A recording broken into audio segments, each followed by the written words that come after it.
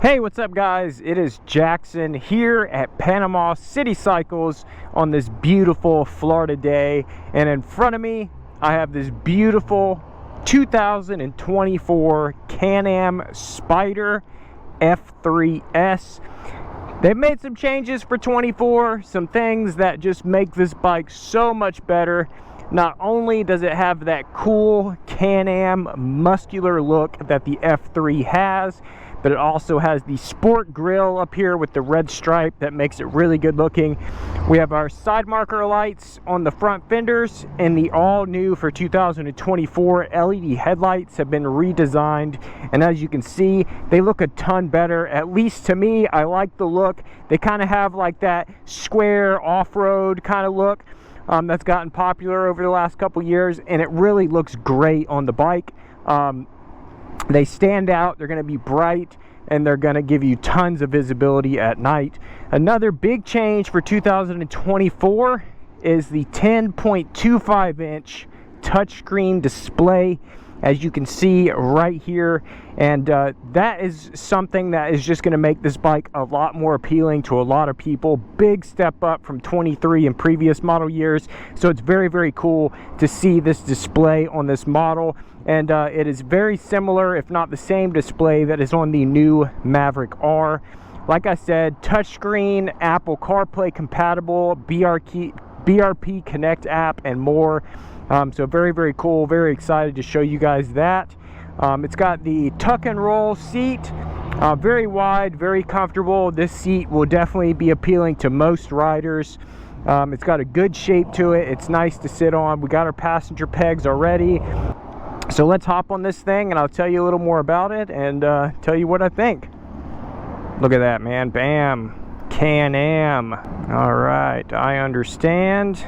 Look at that. Look at that display. Now, I'm not going to be able to show you any Apple CarPlay or anything like that today due to I don't have the cord for my phone. You do have to actually have your phone plugged in and in the front trunk area to use Apple CarPlay. But very, very cool. So we got our average speed, duration, average fuel consumption, distance right there on the display. Your miles per hour, engine temperature, gas, and all that good stuff. Definitely got a good sound to it. One thing I do want to just mention right off the bat, they changed the way the reverse works for 2024. It is much better, so much better. So for you guys that are familiar with Can-Am, you know that we had this button right here, so you'd have to kind of awkwardly press the button, then go back into reverse. You know, not terribly difficult, just not terribly convenient. Now all you have to do is roll the throttle forward, hit back, and we're in reverse. It's that simple. Go ahead and turn our parking brake off right there, and then you know, it's electronic parking brake, so that's super easy. And then reverse, that easy. Now if we want to go into first, bam, we're in first gear. It's that easy, and we're off. So it's got the 6-speed semi-automatic transmission, pretty much the same design that the Spyder has had. Got our dynamic power steering as well, which means that the handlebars are super easy to turn at lower speeds, and as your speed increases, your level of power steering will decrease, so it's not as easy to turn the handlebars. The reason for this is because you don't need to be able to turn your handlebars in a snap when you're doing 60 miles an hour. It can be dangerous, so dynamic power steering is a good feature. Like I always tell people, the Can-Am Spyder is fun to ride, fun to slide. As you get more familiar with the bike, it's fun to slide this thing around corners. It's got 115 horsepower and 93 foot-pounds of torque, so plenty enough to have fun. And I'll tell you what, man, that new display is killer. So let's go. Bam, media statistics. Look at that. Go ahead and change the gauges, showing our battery voltage, our miles per hour, and our RPMs. Just great. So So we do have our front trunk area. It's right at 24 liters of storage. I mean, there's plenty of stuff that you can fit in there. If you're riding a passenger and she has a purse or whatever, you can throw that in there. It can fit a full face helmet and lots of other things in there as well.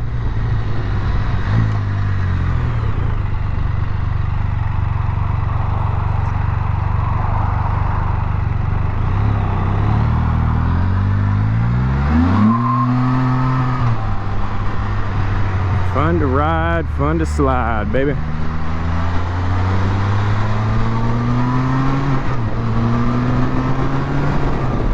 I mean, it's got pickup and it is really fun to ride. If you've ridden a Ryker, if you've ridden a Spyder, you can tell the difference. The Ryker is fun too, but the Spyder has more power, it's more comfortable, and it handles better on the road. It does have traction control, stability control, ABS, hill hold control, and dynamic power steering. So all the goodies to make you feel comfortable on the road. You know, hill hold control is great if you get stuck on one of those inclines. You don't have to be nervous about taking off. You know, traction control is great in the rain. You know, stability control is something that is specific to three-wheel vehicles. And I've always been a fan of the semi-automatic transmission. I would much rather have this than a fully automatic. It just gives you more control overall.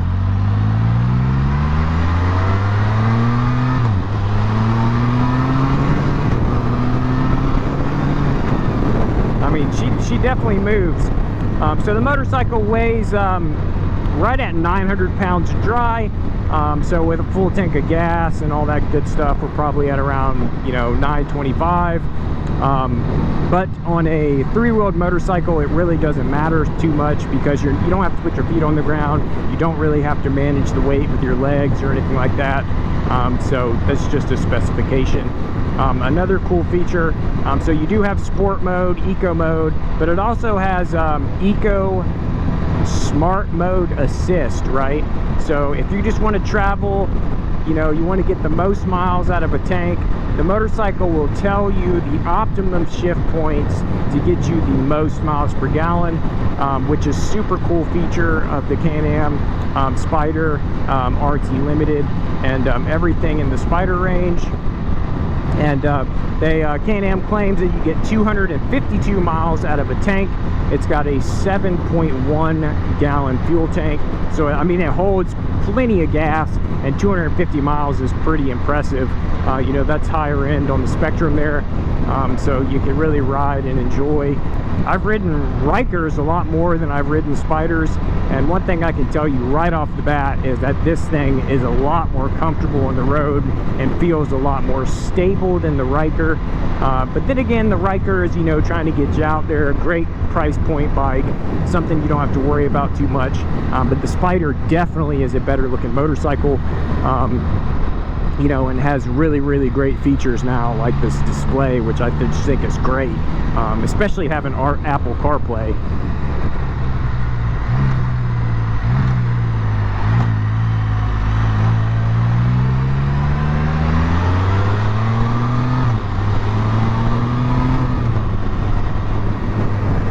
We'll go ahead and check the brakes for you because I like to do that. I mean, she stops, that's for sure. And you know, another cool thing about the Ryker is that you don't actually have, you know, like I said, semi-automatic transmission, shift right here, no handbrake, so all the brakes are controlled with your foot, you know, so they are very easy to ride. In fact, Can-Am's slogan is anyone can ride, and that's because these machines are really easy to ride, you know. So if you just want to get out, feel comfortable, don't want to worry about having to hold your feet up, etc., etc., this is definitely a great option for you. And they really are fun.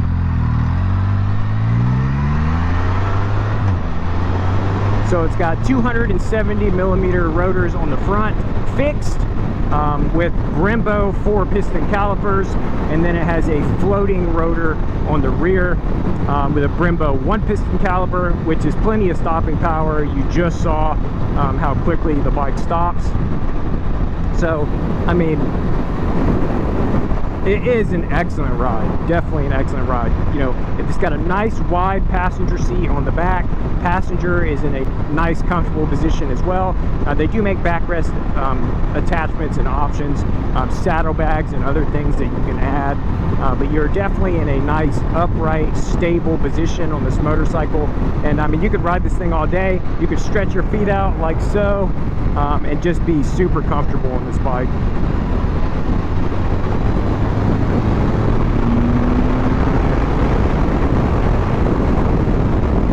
Yeah, very, very, very nice motorcycle.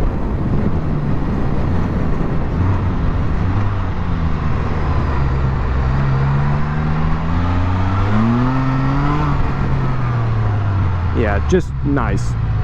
Quick. 115 horsepower is not slow by any means, and although the bike is 900 pounds, it moves like it weighs 400 pounds. And did I mention you look cool on it? Ooh, ooh, ooh. Feet up, not touching the ground. Oh yeah, you look so cool on your Can-Am F3 Spyder S. Get the S. Let's go. Ride the S. I know I'm a weird one, but that's why they like me. That's why they like me. And you know, guys, I always like to talk about center of gravity, so we'll go ahead and do that real quick. Look at that, man. On this bike, look, I can come to a complete stop and not put my feet down. I mean, look at this, man.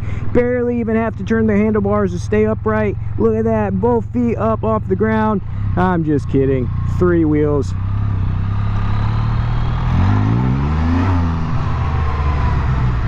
But truly, I do think that you guys would enjoy this bike. If you've been thinking about a Spyder F3, don't hesitate on the 2024. It really is an excellent looking machine. Let me go ahead and put the parking brake on real quick. I'm gonna hop off, show you the new headlights. There she is, just absolutely stunning. Very, very cool. I've always liked the F3S because of the big tubular frame, especially that they powder coat it, usually a color like red, green, yellow. I've seen over the years. Very, very nice wheels. Like I said, Brembo monoblock calipers, fixed in the front, floating in the rear. Got your belt, Kevlar belt there on the back, your red stripe with the S. Nice grille on the front. And there's your new headlights. And tell me that doesn't look a ton better than the previous model year. It really does. The F3S is a really, really good looking machine. Anyway, guys, we just got this. This is our first 2024 F3 Spyder that we've gotten. So I wanted to take it out for a quick spin, tell you guys what I think, give you a couple specifications.